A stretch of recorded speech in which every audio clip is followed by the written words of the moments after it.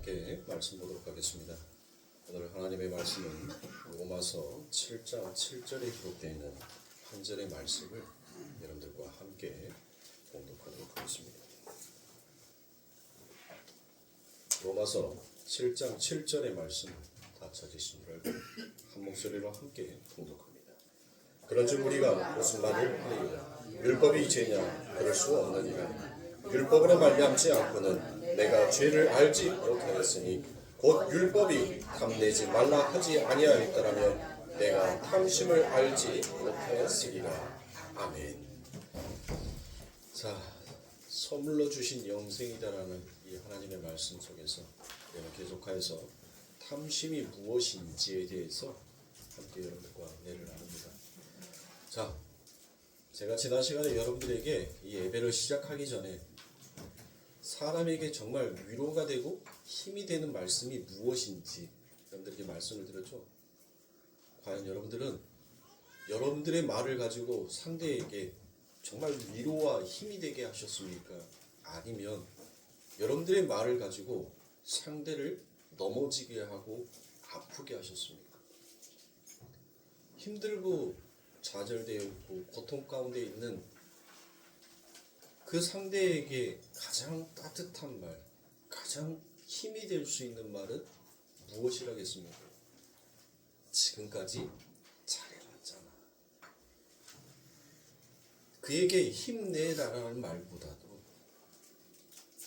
너 지금까지 지금보다 더 힘들고 더 어렵고 더 고통스러웠을 건데 너 지금까지 잘해왔잖아. 너는 잘할 수 있잖아.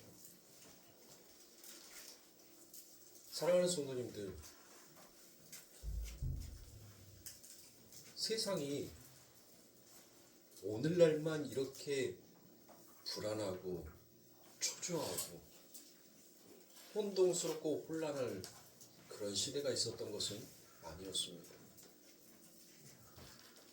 이 중에는 정말 끔찍할 정도로 내 부모가, 내 형제가 총칼에 의해서 그리고 내가 살아왔던 그 삶의 터전이 여러분들 한순간에 없어져 버리는 그와 같은 아픔의 시절도 여러분들 겪고 오셨을 겁니다.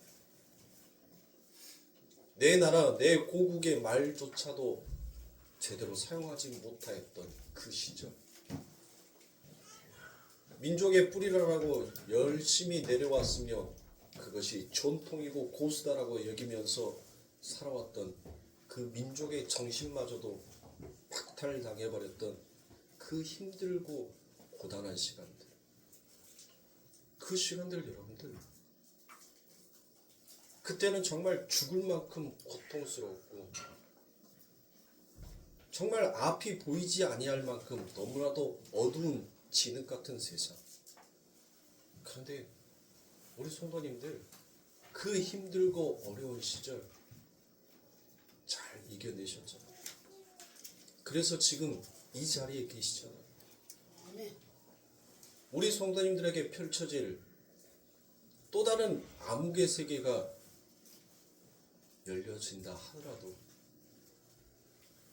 여러분들의 삶 가운데는 그 빛이 되신 하나님이 늘 그 등불로서 여러분들을 밝히 비추고 계신다라는 것을 잊지 마시기 바랍니다. 그러니 12월 어디에다가 마음 둘 곳 없이 늘 허전하다라는 그와 같은 생각 속에서 그렇게 살아가시는 우리 성도님들, 오늘 여러분들과 함께 나누는 이 하나님의 말씀이 여러분들의 참된 평안과 안식과 양식이 되셔서 힘들고 어렵고 고달픈 이 삶을 또 하루하루 하나님이 주시는 그 힘을 가지고 또 살아보시며 또 살아가지 아니하겠습니까? 아멘.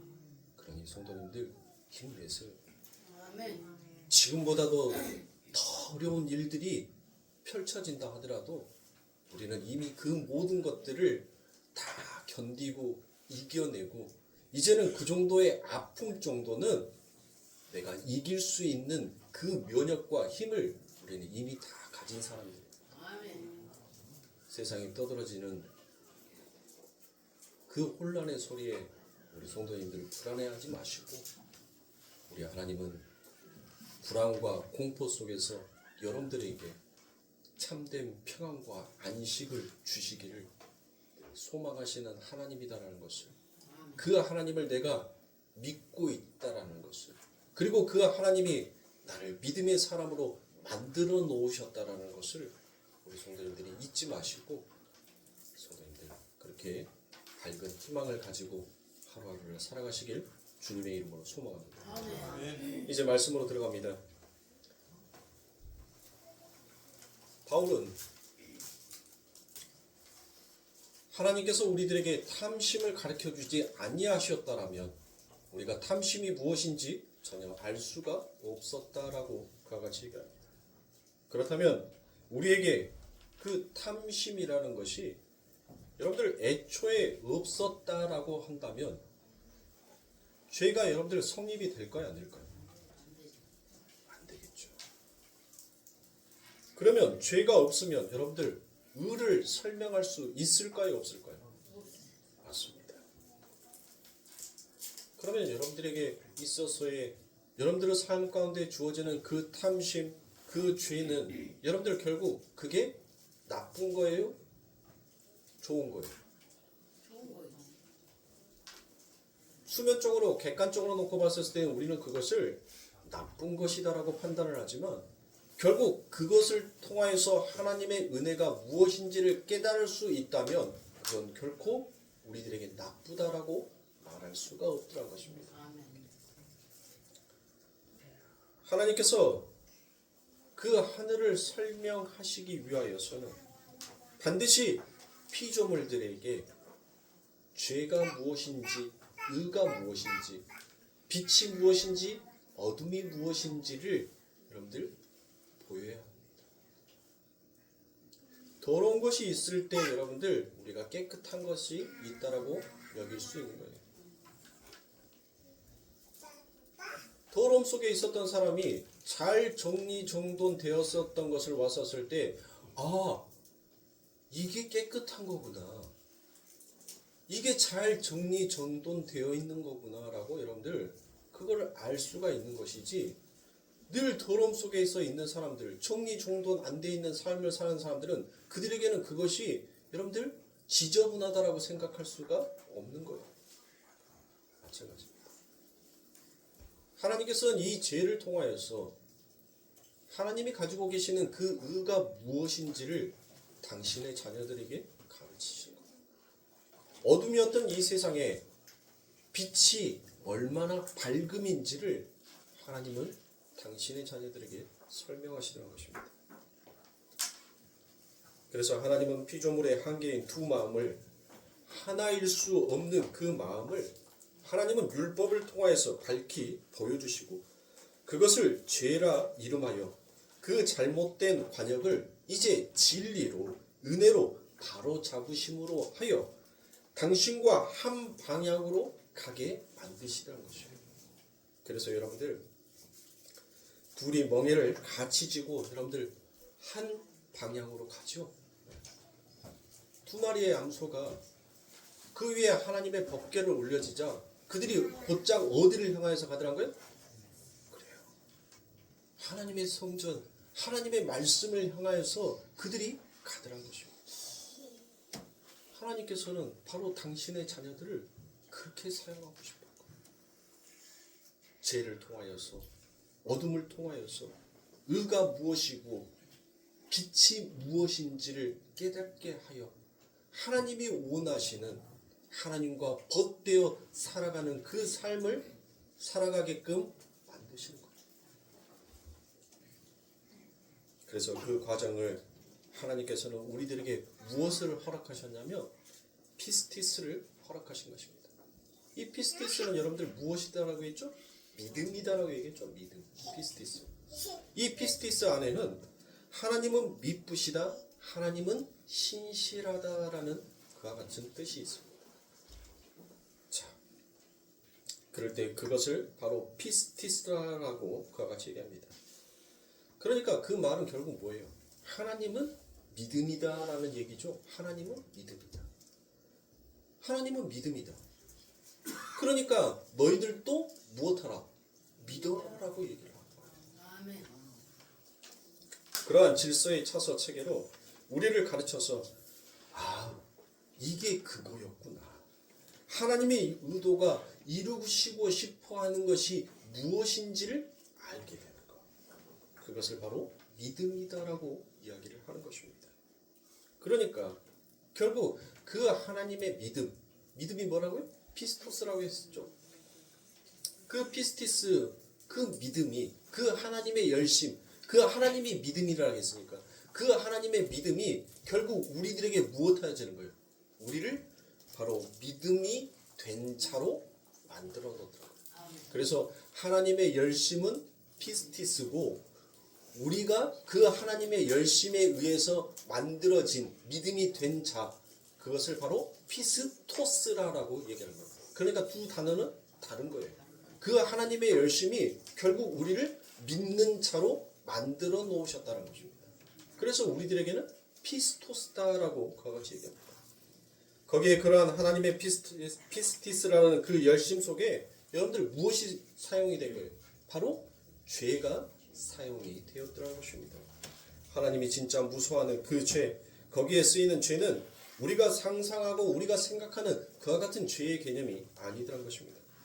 모든 종교에서 죄라고 하면 심지어 하무리 법전에서도 여러분들 죄라고 하는 그것을 하지 말라라고 그와 같이 얘기합니다. 그러면 여러분들 세상에 하지 말라라는 그 죄의 개념을 우리 하나님께서 굳이 쓰셔가지고 성경에 기록하시고 그것을 당신의 자녀들에게 하지 말라라고 말씀하셨겠냐? 아니겠죠. 하나님에게는 우리 인간들이 만들어낸 그런 죄의 관이라는 것이 아예 존재치도 않습니다. 성경이 말하는 죄는 여러분들 뭐예요? 단순히 십계명을 어기는 것을 여러분들 죄다라고 여기는 것입니까? 성경이 말하는 죄는 여러분들 하나님의 창조의 질서에서 벗어나는 것을 여러분들 죄다라고 얘기를 하는 거예요. 그래서 하나님께서는 그 죄를 통하여서 무엇하는 겁니까? 보라고 너희들을 그 죄를 통하여서 너희의 처음의 자리가 어디인지를 즉시하라는 거예요. 인지하라는 거예요. 그렇게 즉시하고 인지해서 뭐 하라는 겁니까? 너희의 처음의 자리로 돌아가라는 거예요. 그래서 하나님의 그 말씀이 하나님의 그 법이 주어졌었을 때 하나님 나는 진짜 아니었군요. 하나님 이거를 내가 지키겠다라고 했는데 하나님 그 법을 지키려고 했던 죄 행위가 하나님 아니었군요. 하나님 이 모든 것들이 전부 다 헛개비에 가까운 일을 했군요 라고 그와 같이 얘기하는 것입니다. 그렇게 자신의 처음의 자리가 어디인지를 알면서 여러분들 무엇하는 거예요? 우리가 장렬하게 죽는 겁니다. 내가 죄인의 개수가 맞습니다라고 고백하는 그 고백이 나의 죽음이라니까요. 그게 죽음이에요. 제가 좀 이따가 이 죽음에 대해서 여러분들에게 다시 한번 설명을 드리겠지만 죽음에는 여러분들 두 가지의 죽음이 있습니다. 첫 번째 성경이 가르쳐서 말씀하는 죽음은 다나토스라는 죽음이 있어요. 다나토스. 제가 방금 말씀드렸던 것처럼 그 죄를 통하여서 내가 하나님의 은혜가 아니면 정말 하나님 나는 헛개비입니다. 먼지입니다. 나는 도저히 살 수 없는 자입니다. 그래서 나는 날마다 죽습니다. 라고 그와 같이 고백했던 그 바울, 그것을 바로 다나토스다라고 이야기합니다. 네로코스라는 것이 있습니다. 이 네로코스는 여러분들의 삶 가운데 보여지는 일반적인 죽음인 거예요. 레핏이 사람의 호흡이 끝나면 여러분들 무엇하는 거예요? 죽죠. 그냥 시체, 그것을 바로 죽음이다라고 표현을 하더라는 것입니다. 그러니까 성경에서 여러분들 말하는 이 다나토스를 히브리어로 바꾸면 여러분들 뭐가 되는 거예요? 히브리어로 바꾸면 하나님께서 아담과 하에게 너희는 저것을 먹으면 정령 그렇죠. 무트 타 무트 죽는다는 거예요. 근데 그 죽음 하나님이 말씀하신 무트 타 무트 그 죽음은 여러분들 그냥 레펫이 호흡이 끝나는 죽음으로 끝나버리는 것이 아니라 바로 뭐 하는 거예요? 너희들은 그 죄를 통하여서 너희가 낳은 것이 무엇인지를 깨달아 알므로 누구를 찾게 된다는 거예요? 하나님을 찾게 되므로 너희들은 하나님 내가 나의 죄로 인하여서 내가 이렇게 죽을 수밖에 없는 자가 맞습니다라는 그 고백을 통하여서 그렇게 죽는 자가 산자다라는 것을 하나님께서는 가르치게 됩니다. 그게 바로 무트 타 무트 안에 담겨져 있는 참된 의미인 것입니다. 근데 사람들은 무트 타 무트 죽으리라라고 얘기하니까 죽음을 마치 저주처럼 더러움처럼 나쁜 것으로 그렇게 인지하고 인식하더라는 것입니다. 그래서 여러분들 죄가 없으면 어떻게 나를 알 수가 있겠습니까? 죄가 없으면 나라는 존재를 온전하게 객관화시켜서 평가할 수가 없더라는 것입니다.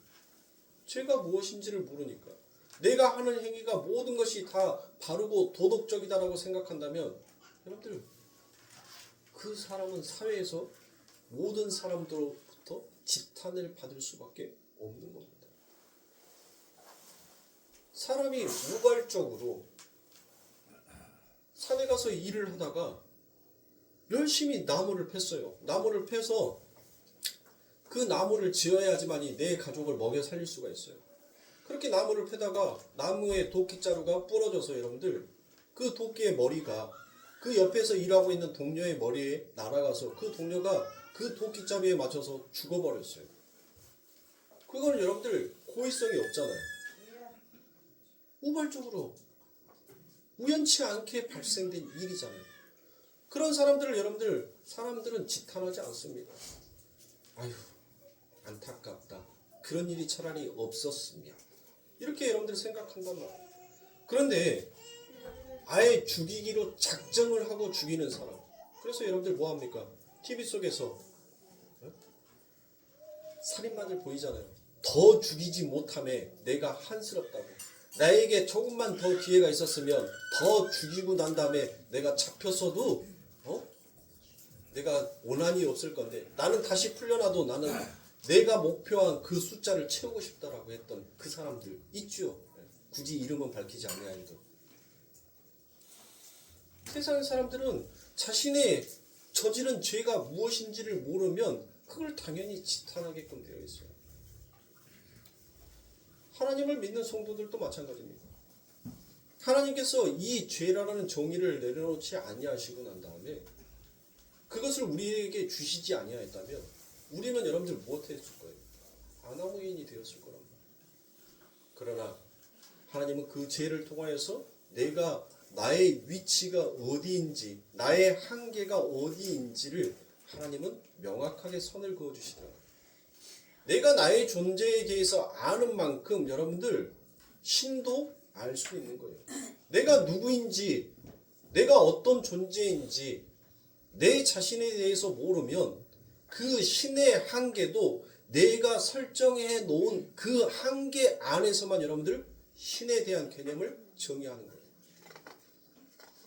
그래서 모든 사람들이 뭐 합니까? 내 자신을 잘 모르니까 뭐 하는 거예요?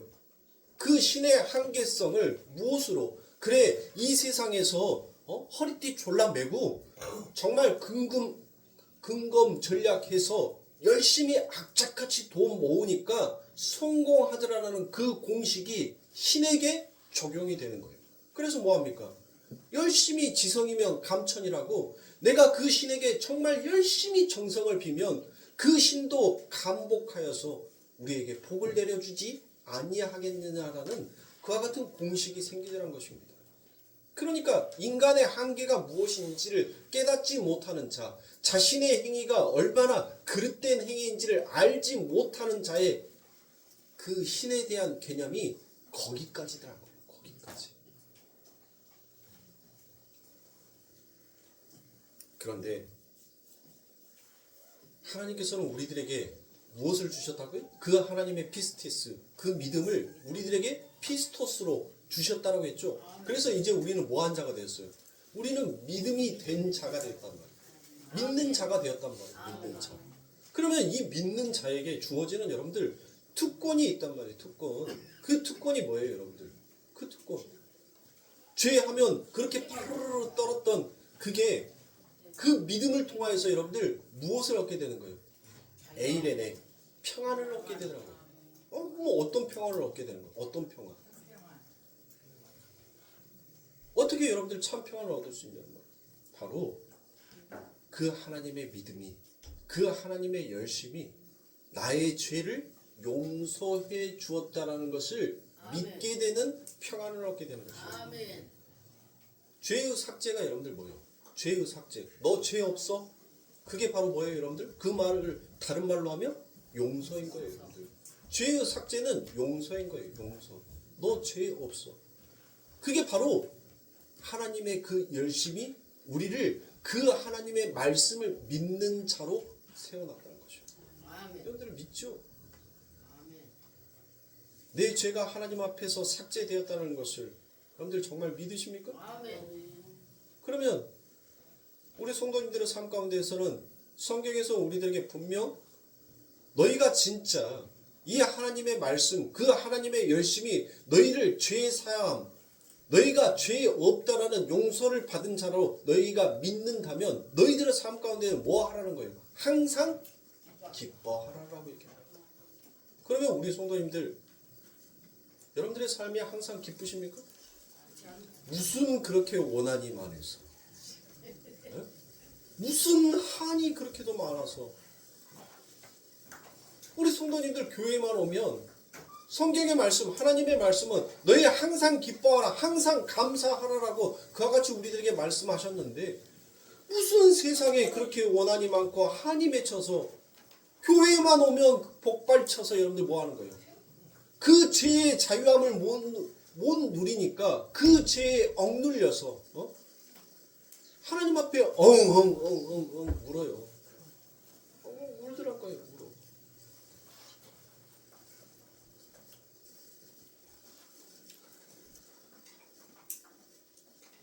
정말 그 하나님의 말씀이 우리들의 삶 가운데 믿음으로 여러분들 그게 작용이 되고 그 믿음으로써 그 하나님의 말씀이 우리들의 삶 가운데 드러나게 되면 비록 내 삶 가운데 어려운 일, 고된 일, 힘든 일이 온다 하더라도 너희들은 못하게 된다는 거예요.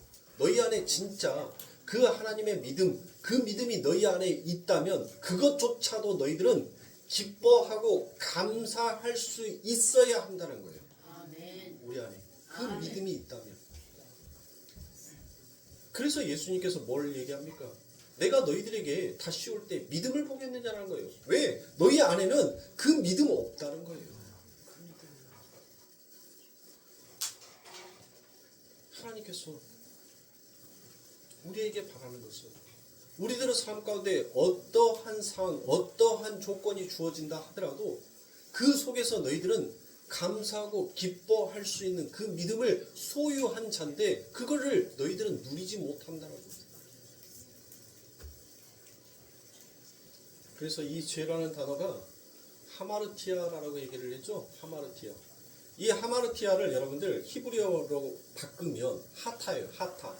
이 하타가 바로 죄를 짓다라는 것과 같은 뜻도 있고 거기에 빗나가다라는 뜻도 있고 타락하다라는 것과 같은 뜻도 있어요.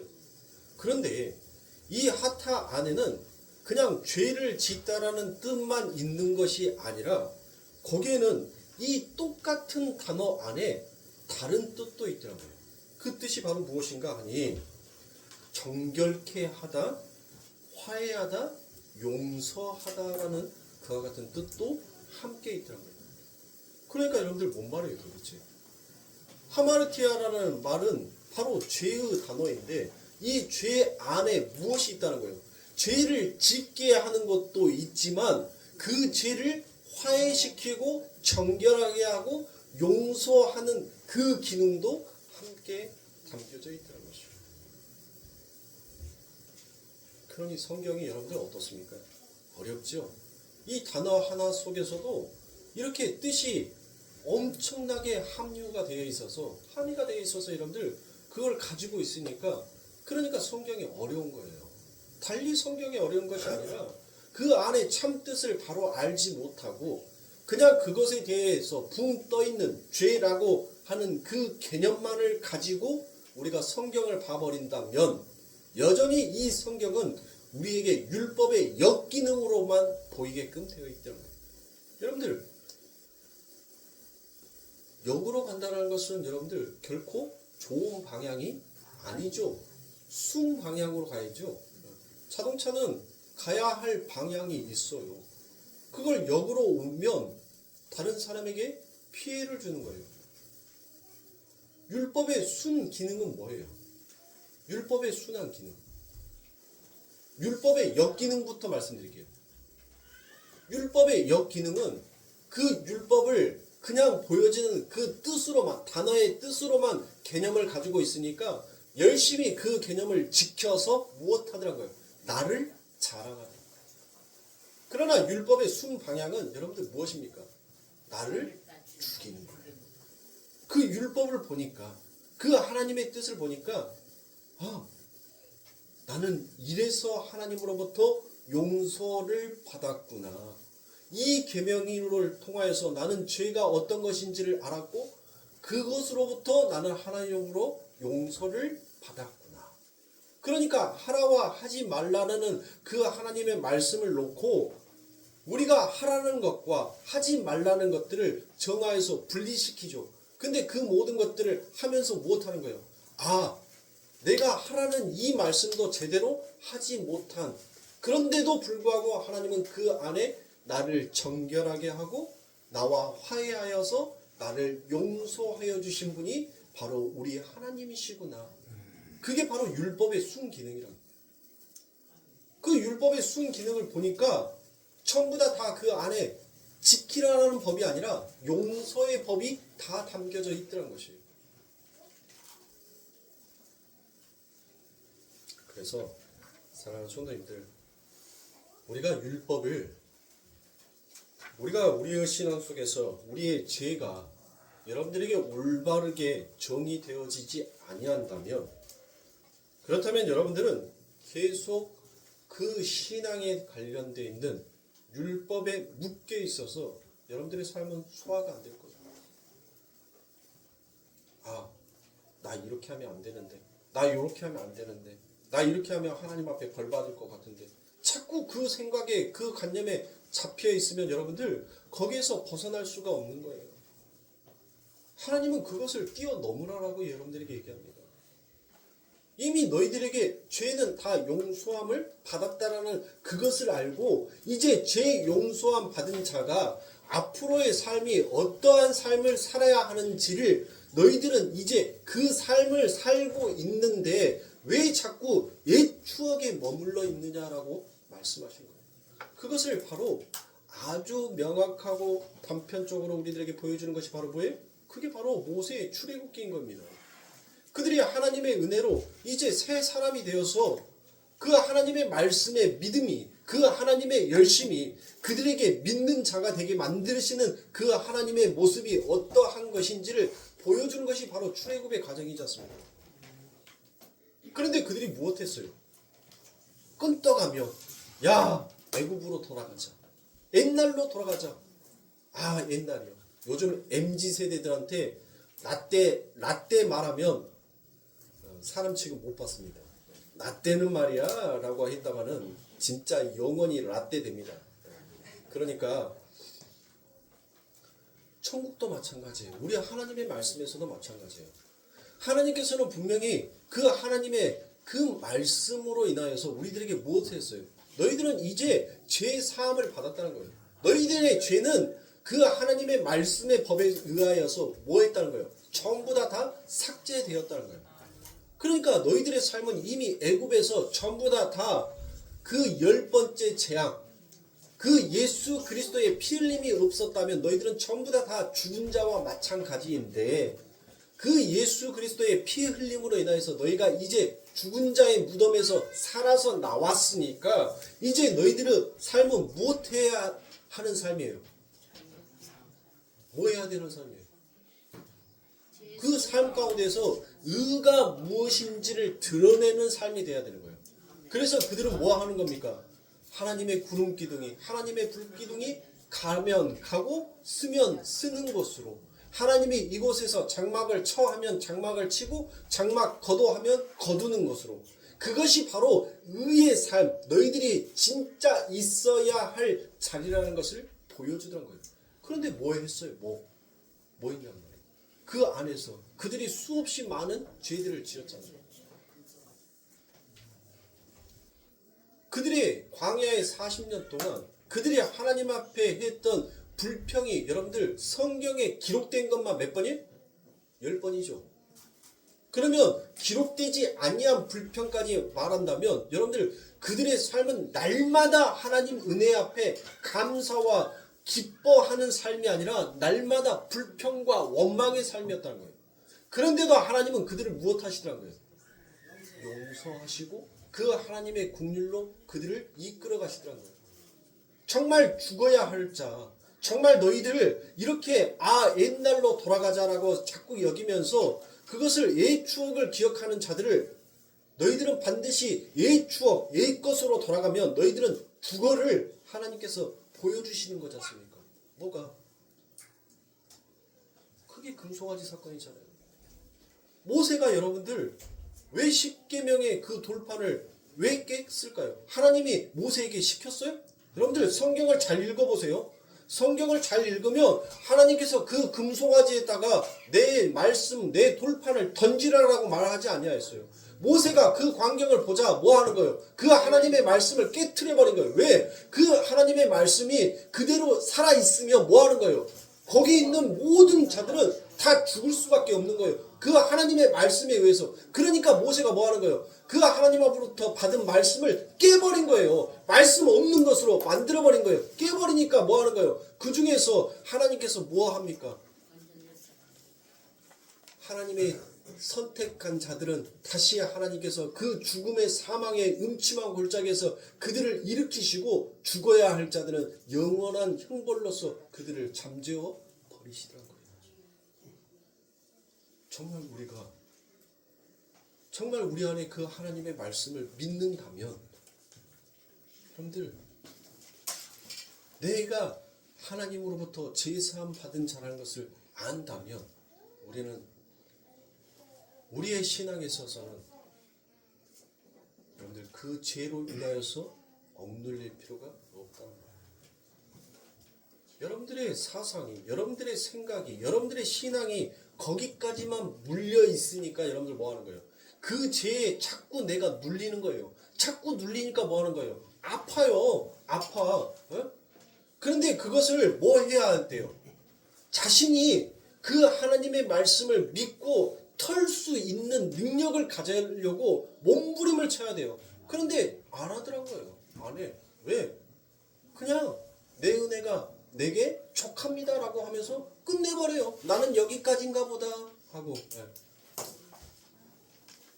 아닙니다, 성도님들. 하나님께서는 우리들에게 일어설 힘을 주셨어요. 그리고 여러분들은 그 사망이라는 질병을 이겨낼 수 있는 예수 그리스도의 보혈의 백신을 전부 다 맞으신 거예요. 아멘. 그러니 여러분 안에는 그 사망을 이길 수 있는 힘이 있단 말이에요. 아멘. 근데 제가 서울을 갔다 오고 난 다음에 지금 컨디션을 굉장히 잡으려고 열심히 노력해요. 근데 밤만 되면 이제 마른 기침이 나오고 콧물이 조금씩 흘쩍흘쩍 나와요. 그러면서 무슨 생각하냐면 그래, 내가 이 뜨거운 차 마시고 내 안에 있는 이 병균들은 이 뜨거운 물과 함께 깨끗하게 씻혀질 거야 하고 저는 그렇게 생각하고 물을 마셔요. 그러니까 이겨내지더란 거예요. 버텨지더란 거예요. 아멘. 우리의 삶의 질병도 내가 생각하는 거에 따라서 여러분들 다스릴 수가 있어요. 그런데 믿음을 이것보다도 더 큰 믿음을 우리가 발휘하지 못한다고요? 그건 내 신앙의 게으름이 내 안에 존재하고 있다라고 여러분 생각하셔야 됩니다. 게으른 자가 어떠한 최후를 맞이하는지는 잠언의 말씀에 여러분들 전부 다 기록되어 있어요. 내 궁핍함이 내 앞에 있다라고 말씀합니다. 그것은 세상에 대한 말이 아니에요. 우리의 신앙에 대한 경고를 잠언이 우리들에게 하여 주고 있다라고 여러분들 아셔야 합니다. 그러므로 이제 의인이 된 우리가, 의로운 자가 된 우리가, 여러분들 죄를 짓는 것은 뭐예요? 우리를 죽이기 위한 시험입니까? 아니면 우리를 살리기 위한 시험입니까? 그렇죠. 하나님께서는 우리들에게 페이라조를 여러분들 하지 않는다고요. 하나님의 시험은 우리를 실패하고 죽이기 위한 시험을 던지지 아니하시더라고요. 하나님은 우리들에게 돕기마저 10번의 시험을 했는데 10번의 시험의 결과가 다 동일하게 똑같이 나오는 것, 똑같은 결과치로 나오는 것. 하나님은 우리들에게 돕기마저 바로 너희들 이 시험을 통하여서 의가 무엇인지, 생명이 무엇인지를 너희들 알게 될 거야 라는 그 시험을 우리들에게 던지시더란 것입니다. 그것을 바로 야고보서 사도가 아주 명확하게 말씀해 주신 곳이 있습니다. 야고보서 1장 13절부터 15절의 말씀입니다. 사람이 시험을 받을 때 내가 하나님께 시험을 받는다 하지 말지니 하나님은 악에게 시험을 받지도 아니하시고 친히 아무도 시험하지 아니하시느니라. 그렇죠. 하나님께서는 우리 당신의 백성들에게 뭘 던지지 않는다고요? 페이라조를 던지지 아니한다는 거예요. 실패하기 위해서 너는 실패하게끔 만들기 위한 시험을 하나님께서 우리들에게 던지지 아니하신다라고 야고보가 정확하게 이야기를 하고 있죠. 자, 14절에서 오직 각 사람이 시험을 받는 것은 자기 욕심에 끌려 미혹됨이니라. 자, 욕심이 뭐예요? 욕심. 우리가 지금 얘기하고 있는 에피뚜미아, 탐심이죠. 탐심. 그러니까 하나님은 우리들에게 뭘로 던지는 거예요? 시험을. 도끼마저로 던지는데 우리 안에 있는 이 몸의 욕심이 그 하나님의 도끼마저를 뭘로 받아버리는 거예요? 페이라조로 받아버리니까 멸망하게끔 되어지더란 거예요. 하나님은 우리에게 성공할 수 있는 시험, 그 시험을 능히 치르고 이길 수 있는 시험을 우리들에게 던져주는데 우리는 그 하나님의 시험을 가져다가 우리의 욕심으로 그거를 나누어서 뭘로 만들어 버리더라고요. 그 결과치를 실패로 만들어 버리더라고요.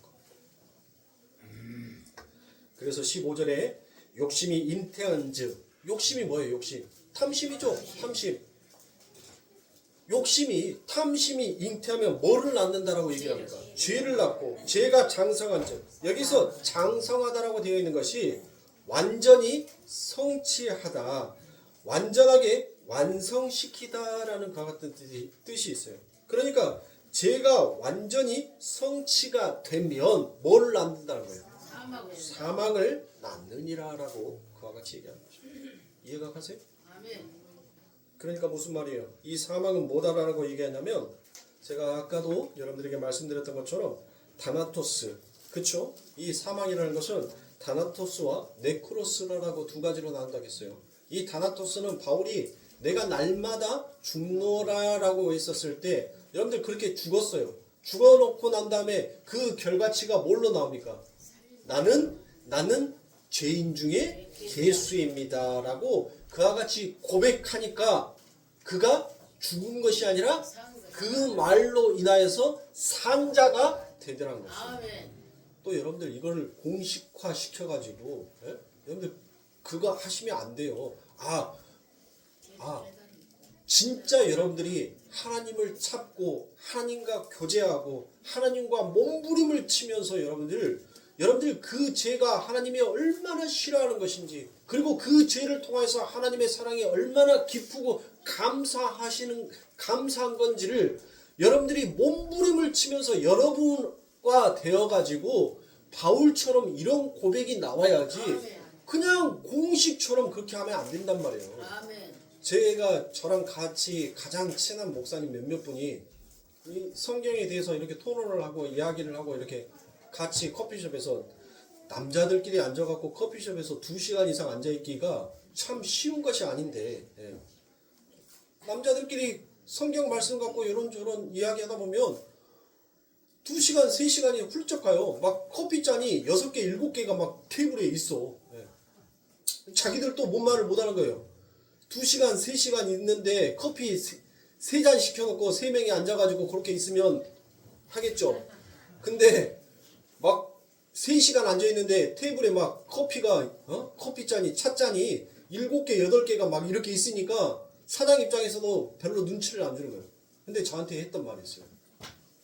저한테 저를 가장 친하고 저를 가장 아끼는 목사님, 나는 우리 목사님이 진짜 정말 참 존경스러운 부분도 없지 않아 있고 참 대단한 부분도 없지 않아 있고 참 그러는데 우리 목사님 마음의 중심을 정말 잘 잡으셔야 될 것 같아요. 왜요? 내가 그랬어요. 왜요? 그러니까 이 시대에 이만희를 뛰어넘어 버릴 통일교를 잡아먹어 버릴 그런 엄청난 교주가 될 수 있을 만한 기질이 너무나 다분한 것 같아서, 그래서 목사님 정말 예수 십자가 꼭 붙드세요. 나도 우리 목사님 기억날 때마다 절대로 그 십자가, 하나님 십자가의 끈에서 절대 놓지 마시옵소서라고 나도 그렇게 하나님 앞에 기도할 테니까 우리 목사님도 정말 그 예수 중심으로 잘 자리를 잡으세요라고 그와 같이 얘기를 해주더라고요. 우리 성도님들, 자꾸 제가 해주는 설교를 어떤 방법의 신앙의 공식의 답이다라고 여러분들 생각하시면 안 돼요. 저는 이것을 통하여서 여러분들이 더욱더 하나님과 밀접한 관계, 교제를 하기를 바라는 마음에서 제가 설교를 하는 것이지, 신앙이 여러분들의 인생의 답이 될 수가 없어요. 이 설교가 인생의 답은 여러분들이 찾아서 가는 거예요. 그게 옳은 거예요. 신앙의 답이 어디 있어요, 여러분들? 인생의 답 있습니까? 아, 저도 30cm 잣대에다가 제 인생 설계 멋지게 했다니까요. 근데 30cm 잣대 위에 그서놨던 거, 그리고 나 이렇게 될 거야, 이렇게 될 거야, 소수점까지 다 찍어가면서 해놨던 거 하나도 안 이루어졌어요. 하나도. 내가 원하고 내가 소원한 대로 된 거 하나도 없어요. 하나도. 아니, 우리 이종식 집사님께서 1988년도 서울올림픽에 있었을 때 인천 노열백화점, 그것이 만약에 아직까지 있었다면 여러분과 저랑은 만날 수가 없다니까요. 만날 수가 없어요. 예? 아니, 땅값만 1,000억이 넘어가는 그런 백화점 자리라니까. 지금 거기 땅값이 1,000억이 넘어가요. 1,000억이. 땅값만 건물값을 던져버리고. 예? 아니, 하나님께서 내가 30cm 잣대 위에 그 점점점 찍어놨던 거, 엄마, 나 신학교 다닐 거 4년치 납부금 요만큼 되지? 나 그거 돈 줘. 내리서 땡겨서 줘. 뭐 하려고? 나 봉선동 여기다 땅, 아니, 나 여기 번천동 여기다 땅 살라고. 근데 그 땅이 9년이 지나서, 여러분들 9년이 지나서 제가 살라고 했던 그 땅이 35만원짜리 땅이 700만원이 됐으면 여러분들 몇 배가 뛴 거예요? 퍼센트로 하면 몇 퍼센트가 상승한 거예요? 예? 그러니 우리의 인생에도 물결이 있는 것처럼 신앙에도 각자의 다 물결이 있는 거예요. 그러니까 자꾸 제가 여러분들에게 들리는 설교를 여러분들 공식화해서 여러분들 삶 가운데 적용하려고 하시면 안 됩니다.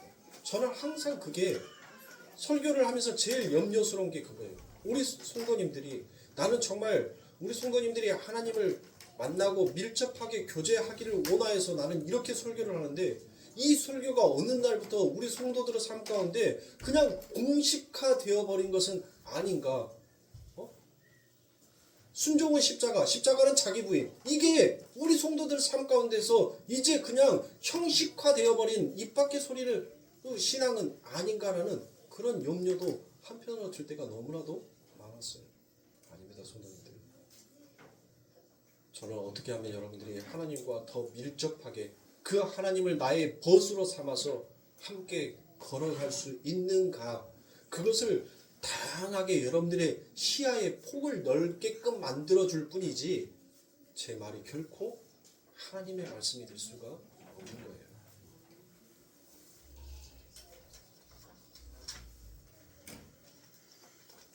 그러니까 성도님들, 이 죽음 안에서 제가 여러분들에게 말씀드렸던 것처럼 제가 무트도 말씀드렸죠?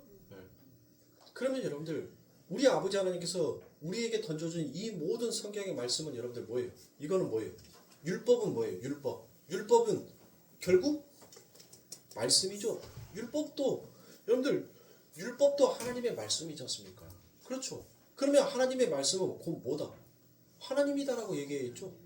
아니, 맞잖아요. 요한복음 1장 1절에 보니 태초에 하나님의 말씀이 계신 이 말씀은 곧 하나님이시라, 하나님의 말씀이 곧 하나님이시니라라고 요한복음 1장 1절에 그렇게 기록이 되어 있잖아요. 그러면 여러분들, 하나님의 말씀이 어디에 적혀 있다? 성경에 적혀 있잖아요. 그렇죠.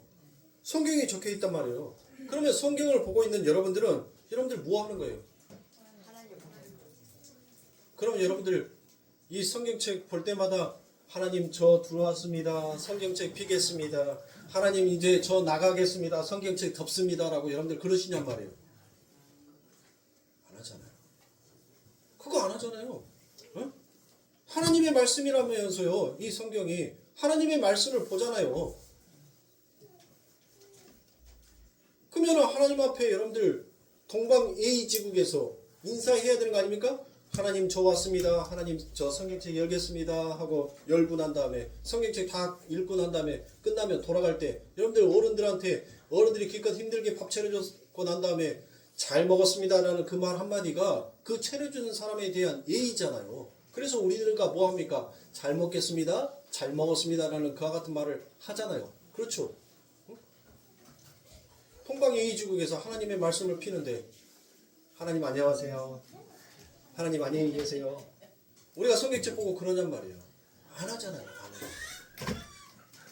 그러니까 자꾸 하나님의 말씀을 여러분들이 진리로 깨달아야지, 이 하나님의 말씀을 가지고 여러분들의 삶 가운데에서 이것을 하나의 법으로 만들어 버리면 이거는, 이 성경은 뭐가 되는 거예요? 여러분들에게 쓰레기가 되는 거예요. 쓰레기. 왜?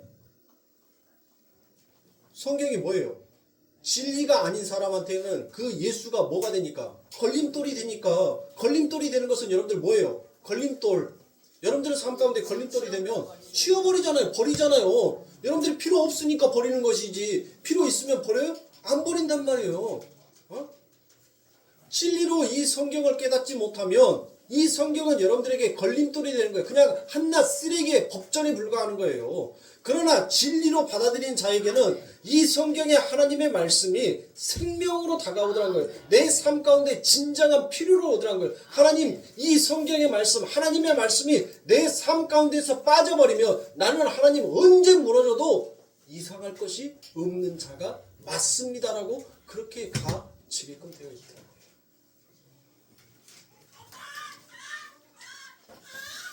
그러니까 우리 성도님들은 자꾸 예수 그리스도의 죽음에 대해서 여러분들 뭐 하시지 말라는 거예요. 추억하지 말라는 거예요. 이 인간이 여러분들 얼마나 이기적이냐면 하나님의 말씀을 또 곡해하고 오해해서 그 예수는 나를 위해서 죽을 수밖에 없는 자다라고 여러분들 그렇게 입을 열어서 말을 한다니까요. 당신은 나를 위해서 죽어야 해 라고 여러분들 말을 하는 거예요. 그 죽음이, 예수 그리스도의 죽음이 왜 내 삶 가운데 필요한지를 전혀 생각하지 아니하고 그냥 예수가 우리의 죄를 사하기 위해서 그 하나님의 아들이 이 땅에 왔다라고만 딱 거기까지만 생각하는 거예요. 거기까지만 받아들인 거예요. 그러니까 예수 그리스도의 죽음이 나와 어떤 관계성이 있는지에 대해서 그거를 고민하고 왜 당신이 나를 위해서 죽습니까? 나는 당신이랑 피 한 방울도 섞이지도 않았고 나는 당신의 민족도 아니고 당신의 모습과 나의 모습, 당신이 살아가는 그 환경과 내가 살고 있는 이 환경과 전혀 다른데 내가 지금 비행기를 타고 이 시대에 22세기 지구에서 달나라 우주여행을 가는 이 시대에도 비행기를 타고 내가 거의 20시간을 가까이 가야지만이 당신이 살았던 그 나라를 갈 수 있는데 당신이 나와 무슨 상관이었어? 더더욱 나는 2000년 전의 사람도 아니었고 나는 그 전에 나의 존재도 없었던 사람인데 당신이 나를 위해서 죽는다고? 왜?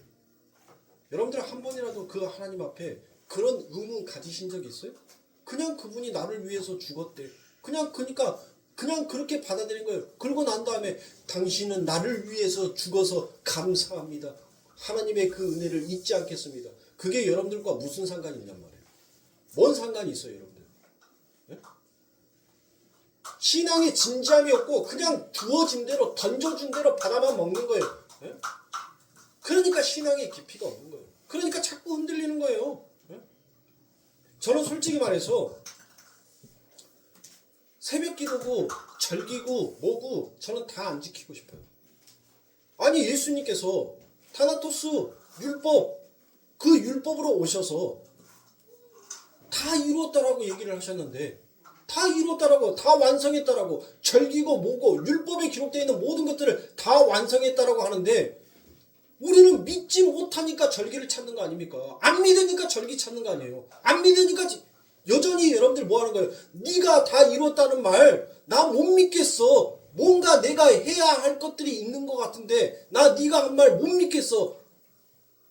그러니까 뭐 하는 거예요? 하나님께서는 애굽으로 돌아가지 말라. 만나와 부추를 그리워하지 말라라고 얘기를 하셨는데도 불구하고 여전히 하나님께서 우리들의 삶 가운데 날마다 그 구름 기둥과 불 기둥으로 그 은혜의 기둥으로 우리를 인도하시면서 하늘에 필요한 그 만나와 메추라기와 그 반석이의 생물로서 우리를 먹이시고 입히시고 그렇게 우리를 아버지 하나님께서 말씀하신 가나안 땅으로 우리를 인도하고 계시는데 여전히 이 시대의 교회들은 뭐 하냔 말이에요? 애굽으로 돌아가재요. 애굽으로. 그게 무슨 개혁이냔 말이에요. 에? 그게 개혁이?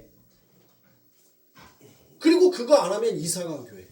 그거 안 하면 참 저 교회는 특이해. 저거 이단인가?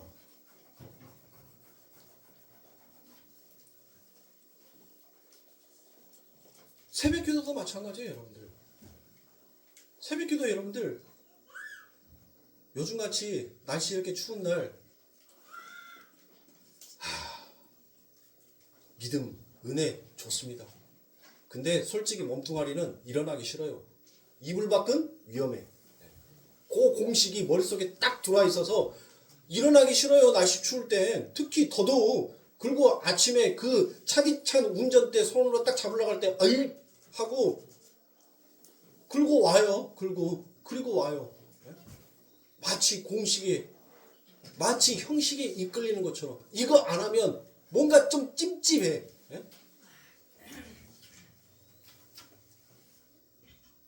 왜 새벽에 와서 그 하나님을 찾아야 하는지 그 참된 의미성을 퇴색시켜버리고 그냥 남들이 하니까 해. 남들이 이렇게 가니까 가. 여러분들 그 길이 큰 길이에요. 큰 길. 큰 길이란 말이에요. 그 길이 큰 길. 응? 아이들한테는 즐거운 성탄일지 모르겠지만 저는 이 25일이 정말 저한테는 괴로운 성탄이에요. 그 절기를 지킨다는 것 또한 저는 너무나도 괴로워요. 그런데 나만을 위한 신앙생활이 아니니까 저 어린 아이들에게 신앙의 길이 무엇인지를 올바로 가르쳐주고 싶은 마음에 그래 하자. 되도록이면 하자. 나의 유익을 아니라 남의 유익을 위해서 하자라고 해서 여러분들 우리 교회에서 그나마 맥주 감사절, 추수 감사절, 성탄절, 송구 영신 예배 이렇게 4가지 절기를 지키고는 있지만 부활절까지 합치면 5개죠. 저는 다 안 하고 싶어요. 왜 하나님은 다 이루었다라는데 왜 이 땅의 교회들은 그 말씀을 믿지 못하고 왜 자꾸 희생제사를 드리자라고 요구하는지 저는 그게 너무나도 안쓰러운 거예요. 그래서 저는 안 하고 싶어요. 안 드리고 싶어요. 새벽 기도도 없애버리고 절기도 다 없애버리고 그리고 진짜 하나님의 말씀으로 돌아가자고요. 날마다 주일날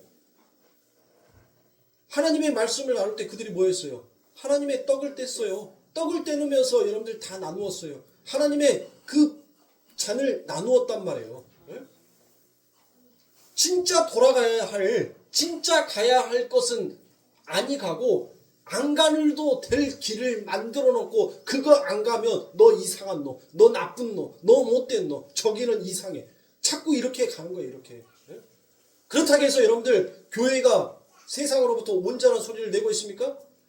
옛날에 진짜 우리 선배 목사님들은 정말 주를 위해서 살아도 주를 위해 죽어도 주를 위해서 그리고 강대상에서 내가 죽으면 죽으리라는 그 신앙의 마음으로서 여러분들 그들은 그 신앙의 정조를 지켰어요. 그래서 나라가 시국이 힘들고 어려울 때 그들은 그 목사님들 우리의 선배 목사님들은 뭐 하는 거예요? 자신이 어떤 탄핵을 받든 어떤 침뱉음과 어떤 비난을 받든 가감하게 나가서 말했어요. 이건 아니다. 이건 아니다. 하나님을 무서워할지 모르는 이건 아니다. 이거는 우리가 상식적으로나 신앙적으로 놓고 봤었을 때 이거는 너무나도 부도덕한 것이다라고 그들은 목소리를 내서 세상에 향해서 외쳤습니다. 근데 지금 뭐예요? 그렇게 비난받을까봐 그렇게 손가락질 받을까봐 그래서 시시 덮어요. 조용조용히 하는 거 그것이 능사라고 여기는 거예요. 비굴한 겁니다, 여러분들. 그건 비굴한 거예요. 그건 비겁한 겁니다. 내 교회가 반으로 쪼개지고 내 교회의 명패가 땅바닥에 떨어진다 할지라도 주의 말씀으로서 주의 사자로서 정말 아니다라고 싶으면 세상을 향해서 외칠 줄도 알아야 합니다.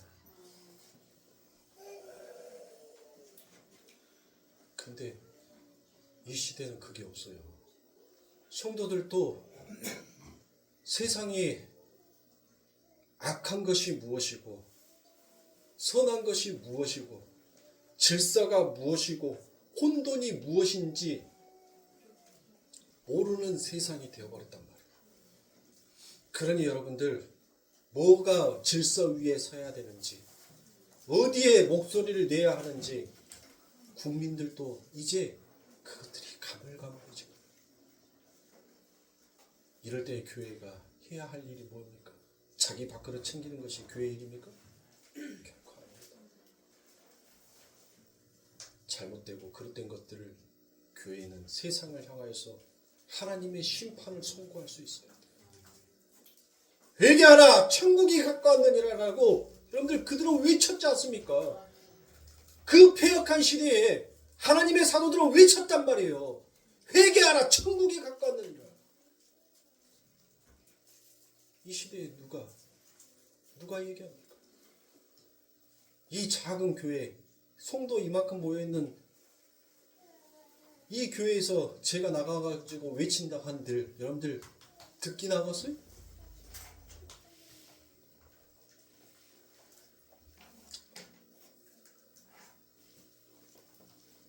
그러니 우리 성도님들 여러분들이 지키는 그 절기의 의미가 무엇인지를 그냥 절기니까 지킨다라는 것이 아니라 그 절기를 통하여서 하나님의 사랑이 하나님의 은혜가 무엇인지들을 여러분들이 깊이 묵상할 수 있어야 돼요.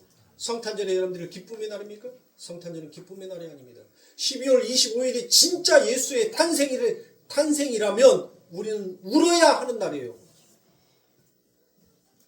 나의 이 죄됨을 깨닫지 못하는 이 어리석음 때문에 저 하늘 천국을 살아가도록 그 하늘의 천국을 하늘의 아들로서 살게끔 만들기 위하여서 교회의 대표로 이 땅에 오셔서 우리의 아둔함과 어리석음과 지혜롭지 못함을 깨닫게 하시기 위하여서 오신 그 하나님, 부끄럽습니다.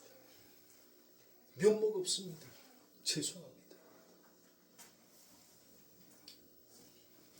예수 안 믿는 사람도 여러분들 성탄이에요. 예수 안 믿는 사람도 열심히 크리스마스 트리 장식해 놓습니다. 왜 그러는 거예요? 교회는 초파일날 되면 불 안 켜는데 왜 세상은 예수 그리스도의 죽음에 대해서 그렇게 환호하고 기뻐합니까?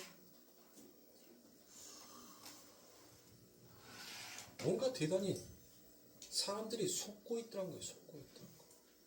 속고 있어요, 여러분들. 마귀의 장난에 속지 마시고 정말 진리를 깨달아서 죽어 마땅한 이 마귀와 같은 나를 그 아버지 하나님의 보혈의 피로써 나를 살려내셔. 이제 마귀의 종의 자녀가 아닌 하나님의 빛의 자녀로서 나를 축복해 주신 아버지 하나님, 내 삶 가운데 기뻐하고 감사하지 못하며 하나님 나를 용서하여 주시옵소서라고 우리는 그렇게 기도할 수 있어야 합니다. 그 자가 바로 그리스도입니다. 그 사람이 바로 그리스도를 품는 자인 것입니다. 그리스도를 품는 자를 그리스도인이다라고 얘기합니다. 우리 사랑하는 성도님들, 여러분들 안에 진리를, 보화를 담을 수 있는 그 그릇이 되시기를 주님의 이름으로 축원합니다. 기도하겠습니다.